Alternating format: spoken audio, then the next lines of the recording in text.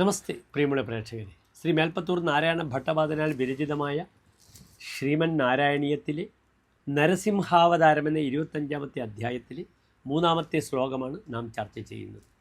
തപ്തവർണ്ണ സവർണ്ണ ഘൂർണത് അതിരൂക്ഷാക്ഷം സടാകേസര പ്രോത്കമ്പ പ്രനികുംബിതാംബരമഹോ യാത്തവേദം വപുഹു വാത്തവ്യാപ്തമഹാദരീ സഖമുഖം ഖഡ്ഗോഗ്രവൽഗൻ മഹാജിഹ്വാനിർഗമ ദൃശ്യമാന സുമഹാദ്രംഷ്ടായുഗോഡാമരം.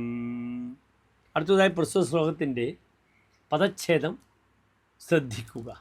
തപ്തസ്വർണ്ണ സവർണ ഘൂർണത് അതിരൂക്ഷാക്ഷം സടാകേസര പ്രോത്കമ്പ പ്രനികുംബിതാംബരം അഹോ ജീയാത് തവ ഇദം വപുഹു വാത്തവ്യാപ്ത മഹാദരീ സഖമുഖം ഖഡ്ഗോഗ്രവൽഗൻ മഹാജിഹ്വാ നിർഗമ ദൃശ്യമാന സുമഹാദ്രംഷ്ടായുഗോഡാമരം. ഇനി പ്രസ്തുത ശ്ലോകത്തിൻ്റെ അന്വയം ശ്രദ്ധിക്കുക. തപ്തസ്വർണ്ണ സവർണ ഘൂർണവത് അതിരൂക്ഷാക്ഷം സടാകേസര പ്രോത്കമ്പ പ്രനികുംബിതാംബരം അഹോ തവ ഇദം വപുഹു ജീയാത് വാത്തവ്യാപ്ത മഹാദരീ സഖമുഖം ഖഡ്ഗോഗ്രവൽഗൻ മഹാജിഹ്വാ നിർഗമ ദൃശ്യമാന സുമഹാദ്രംഷ്ടായുഗോഡാമരം.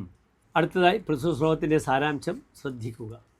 തപ്തമായ സ്വർണമയമായ നിറത്തിൽ കറങ്ങുന്നവയും അതിതീഷ്ണങ്ങളായ കണ്ണുകളോടും സടാകേസരങ്ങളുടെ ഇളക്കം മൂലം മറക്കപ്പെട്ട ആകാശത്തോടും വിശാലമായ ഗുഹ പോലെ പിളർന്ന വായയോടും ഭയങ്കരമായി ഇളകുമ്പോൾ പ്രകാശം ചൊരിഞ്ഞുകൊണ്ട് പുറത്തേക്ക് വരുന്ന വാൾ പോലെയുള്ള നാവോടും 2 ദ്രംഷ്ടങ്ങളോടും കൂടെ ഭീതിജനകവും ആശ്ചര്യപ്രദവുമായ അങ്ങയുടെ നരസിംഹരൂപം വിജയിക്കട്ടെ. ഇന്ന് ശ്ലോകത്തിൻ്റെ സാരാംശം. നമസ്തേ.